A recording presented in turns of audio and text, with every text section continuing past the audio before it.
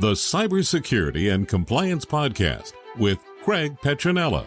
Learn about the most current IT security threats in ransomware, phishing, business email compromise, cybercrime tactics, cyber heist schemes, social engineering scams, as well as hints and tips from leading professionals to help you prevent hackers from penetrating your network and dropping ransomware or malware payloads. This podcast will arm you with the best info to defend your network against the latest cyber crimes. Don't forget to like and subscribe.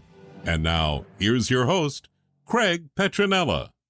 Good afternoon, everybody. My name is Craig Petronella. Welcome to another cybersecurity podcast. So what topic did you guys choose for the day? We wanted to take a look at the Coinbase issues that are going on right now and talk about what people can do to protect themselves. After doing some research in this is pretty bad. So did you see that one that was $15 or $17 million? Yeah, in a matter of 10 minutes, it was gone. As soon as the person put their money in it, $11.6 million lost in under 10 minutes because they fell for a fake notification scam. But the weird thing was that this notification popped up saying that it was from Coinbase and that something was wrong with their account as soon as the person signed up for it and put the money in there. So what that tells me is that they must have been spying on their email or something to be able to do that. We talked about this yesterday, how they were looking for keywords like wire transfers or some kind of ACH or something like that. And then all of a sudden they would resurface. I looked at a bunch of the links for the Coinbase issues, and there's numerous issues, but they didn't really explain how. They didn't say this is how it happened. Yeah, because I think they're unsure at this point. I think what it sounds like to me is that it's either, like you're saying, that there's been somebody on their account, or it could have been speculation, but how do we know it wasn't an insider job? And the other thing that's a little nerve-wracking, at least from my perspective, from the cybersecurity side, is it was a little confusing how Coinbase Custody, which is separate, Coinbase Custody is their secure wallet, but it's different than Coinbase.com. They're two separate entities. So the Coinbase Custody has what's called a SOC 2 Type 2 report, but the regular one doesn't appear to have anything. So then Coinbase.com, they're two separate entities. So the Coinbase Custody has what's called a SOC 2 Type 2 report, but the regular one doesn't appear to have anything. So that's pretty alarming. And then if you look at some of the other exchanges, they have much more security with leverage trading and things like that. You couldn't even add a wallet address on Kraken without authenticating 5 times or whatever it was. Yeah, it's fairly complicated. You know what else I've noticed about Coinbase? I use both. I use Coinbase and I use the one that has the lesser securities that you described, not the one that has all the SOC 2 Type 2 stuff. You don't use the Coinbase Custody to trade it, store it. It's just cold storage. It's their platform. Maybe I'm confusing two different things because I have Coinbase app and then they have Coinbase wallet or something. No. So they have Coinbase and then they have Coinbase Pro. So Coinbase is the down version, and then Coinbase Pro has got some more advanced graphing and things like that for more day trading. And if those are the right two that I'm thinking of, they're not interchangeable. You have to sign up for them separately and set up wallets for them. Hold on. You actually can use one account, but the wallets are not the same. You can switch. If you're Coinbase, you can go to Coinbase Pro without creating a whole nother ID verified user account, but the wallet addresses are different. Is different. I use an Apple phone, so I set up facial recognition to log in as a second step. It has to authorize my face. It keeps dropping off for some reason. So I've set it up multiple times and it'll work for a few days and it'll keep making me do the face verification and then it'll drop off and then it doesn't require it. And I don't know why it's dropping off because I'm not changing anything in the settings, but something's inconsistent with the technology they're using because it's not staying there. That setting is not staying. The other thing that was pretty alarming when I was looking at some of the news articles and doing some research, and there's the article about the attorney that had about $1 million him and his wife had in crypto, and it sounded like he had multi-factor enabled, and then he was driving or something, and then he got a notification. I think it said the notification was by text message. I'd have to go back and look at it. So that notification was obviously the bad actor, and all his stuff got wiped out, and it was just a big mess, and nobody gave him a straight answer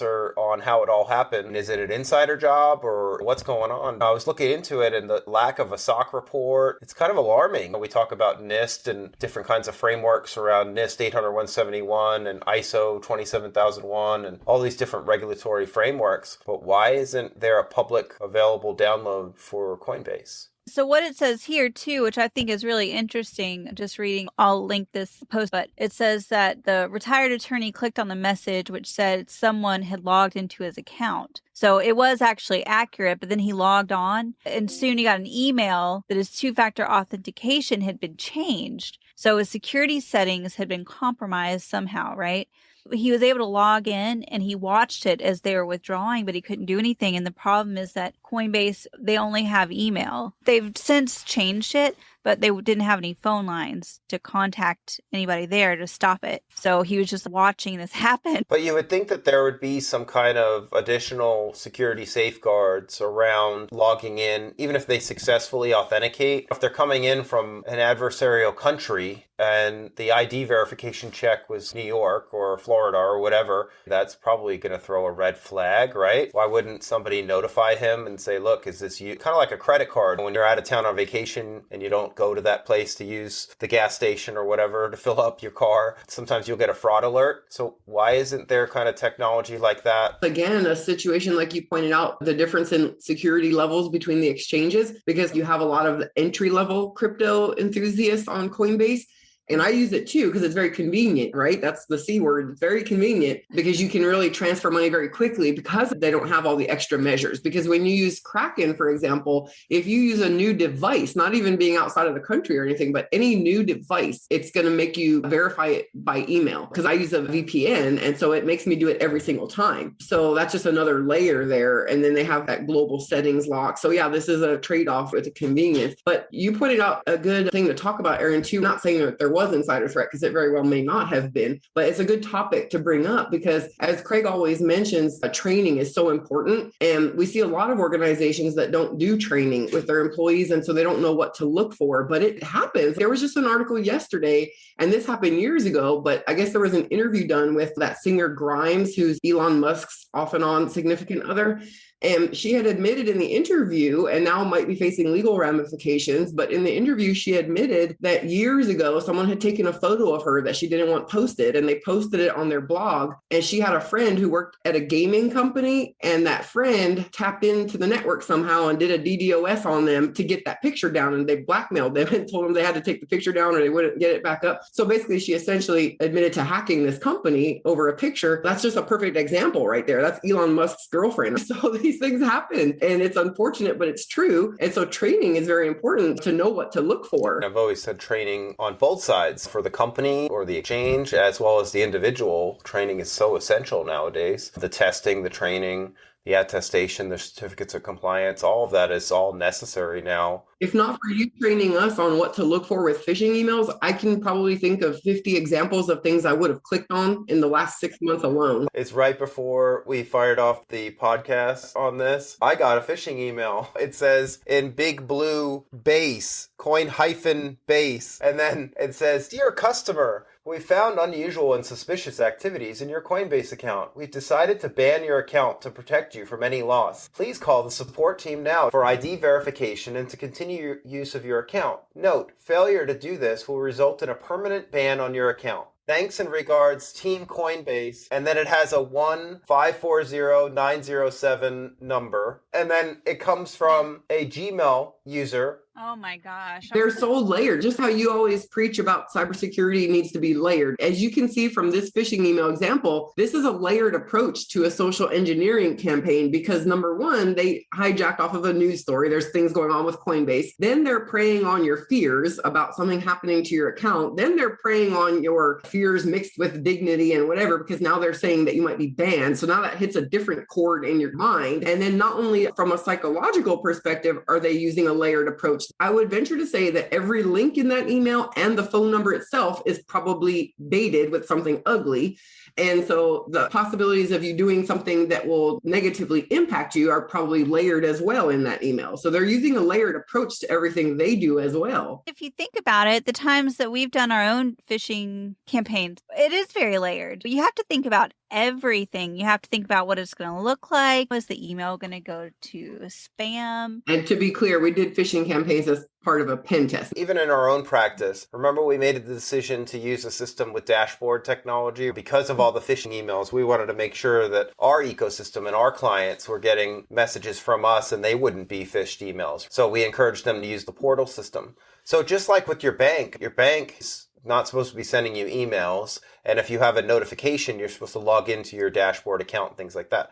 But never, ever log in with the link on the email. Right. Go the normal way as if you didn't get that email. Do it how you normally do it without responding directly. And never call the phone number in the email. Always go direct to the manufacturer or the website and call on the contact page. Yeah, we should mention that people don't realize that phone numbers can have spyware linked to them. And I don't mean to be over alarming because people have enough to worry about, but it's just true. Don't dial numbers that are linked to these types of messages you get because the numbers themselves can be linked to spyware and other things. They could have highly trained social engineering people on the other ends that are persuading them to divulge more personal identifiable information. Not to mention the biometrics angle of your voice being recorded. And we know there's technology out there that can duplicate a human voice. Yeah, that's a good point. So you have to be careful. They might ask you questions that you'll have to say whatever. So they might record your voice saying that. This seems like total chaos out there right now. We can have hope that maybe this will all start to get better. Proper cyber hygiene is obviously the right route for this to get better. And that's a good time to mention. For an example, you can't underestimate any threats out there. Let's talk about the fact that Microsoft and the huge big tech companies, possibly, well, we know they got breached, but it's looking like possibly they were breached by a group that's led by a teenager. And that's the fact of the state of things that we're in. You cannot underestimate any threats out there in cyberspace. You have to take the proper precautions. And if Microsoft and NVIDIA were breached by a teenager. I want to bring it back to this Coinbase thing for a second. Unique identifier, typically a network called a MAC address ID. If I'm going to sign up for Coinbase from my phone or from my desktop, there's going to be a unique MAC address ID on my phone, and there's going to be a unique MAC address ID on my desktop. Why couldn't whitelisting technology be enabled such that when I sign up, that's kind of like your IP address, right? It goes a step further because it's a hardware MAC address. Why not have these things on file that are part of my profile and persona of who I am, so that when a bad actor tries to exploit that, and the check doesn't match, meaning the MAC address doesn't match and the IP, you have all these red flags, right? It should throw a big red flag to support saying, hey, look, they're not really who they say they are.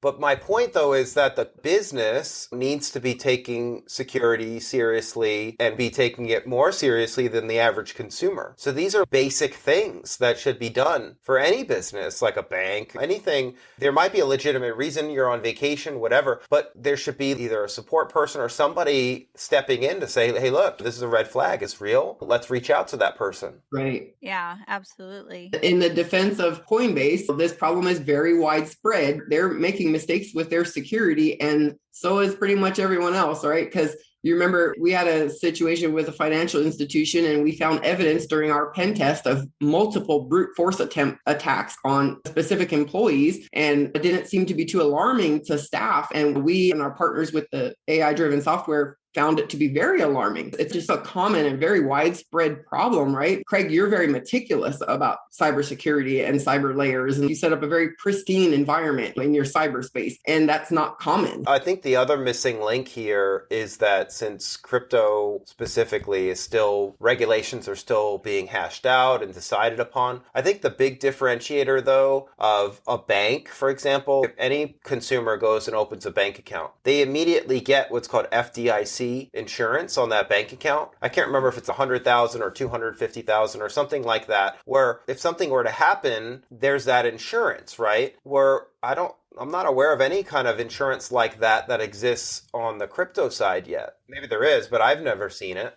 No, cyberspace and then crypto definitely falls under that umbrella as the Wild West, right? We get calls all the time from people that are frantic about hacks that they think have happened on their home network or small business network. And there's a common misconception that there's a Ghostbuster line to call for cyber events that have happened. And people don't realize there's really not anyone to call. You could call a private business like us and enlist our services. But as far as public assistance, a 911 type situation, there's not anyone to call. It's just out of scope and complicated, right? right? It's cutting edge. And even the government, as we know, has been behind on their cyber hygiene. Yeah, so it's not just exchanges, it's banks, it's everyday businesses, it's the supply chain. These issues are everywhere, but I think if we could simmer down these regulations, adopt CMMC, that's the most modern framework, make every business of all shapes and forms adhere to that standard, simplify it, do the third-party audits, do the assessments, do the third-party pen tests, all that stuff, do the checks and balance, keeping cyber and IT separate.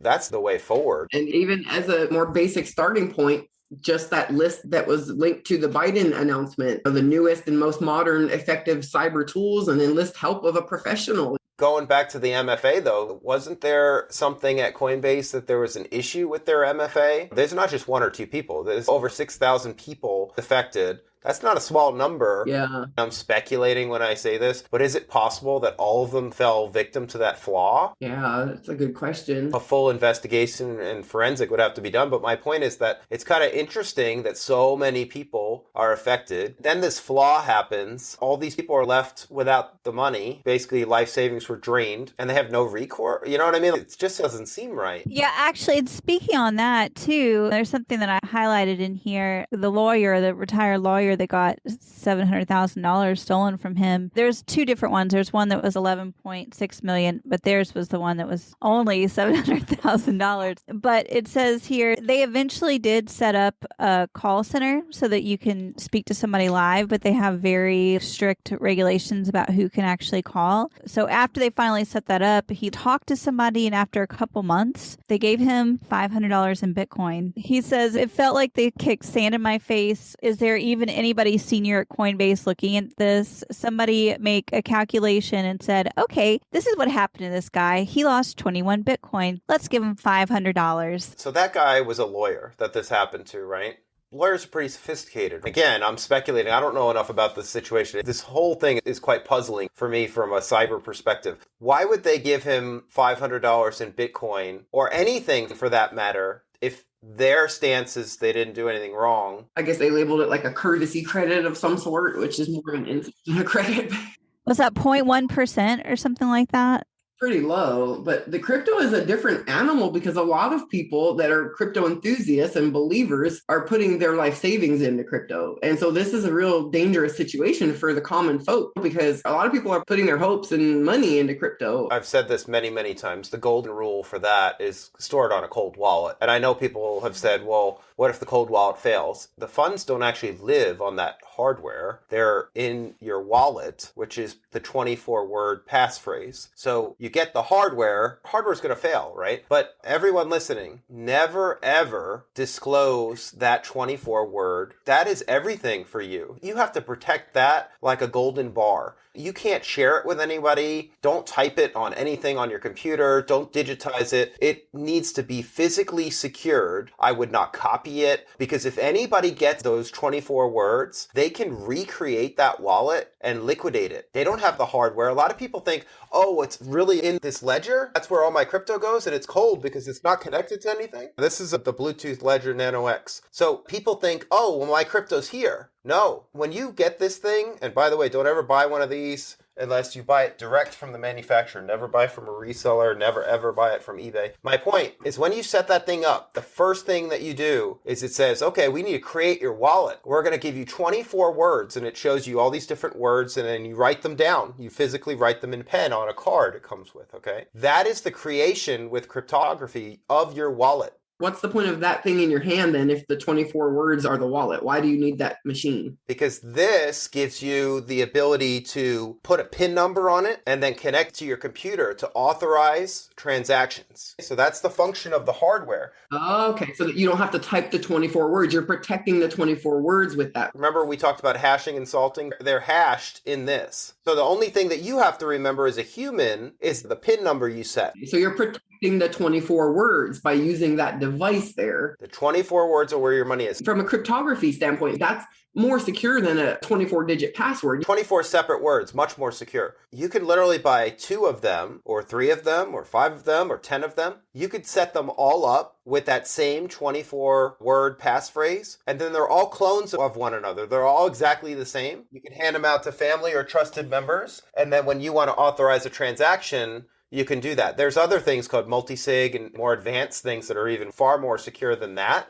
But if most people would just use cold wallets, then a lot of this stuff would be so much more secure. Oh, wow. Even if someone gets your cold wallet, let's just say someone steals it physically from your house, never write that down. I didn't realize that the 24 words was actually the money. The knowledge is the power, and you're protecting the knowledge by backing it to that device and linking it through a code. So that makes a lot of sense. So that definitely sounds like the right way to store crypto. I got a question too about that. Can you use an authenticator or a one-time authentication password? Ledger has software called Ledger Live that you can connect. And when you connect with Ledger Live, it asks you to physically connect it or use Bluetooth and then use your PIN number to authenticate. And then you have to accept or allow the transaction. So you have to go through those hoops. So let's say I want to send you Bitcoin. I would have to have what's called the Bitcoin app on the Ledger device. I'd have to open the Ledger, and the way to open it is to enter my PIN number. Once I enter my PIN number and it successfully authenticates, I can open any of the apps on there. If I'm going to transfer Bitcoin or buy Bitcoin, I'm going to open the Bitcoin app, and then I'm going to communicate it with Ledger Live of what am I doing? Am I selling it or am I buying it?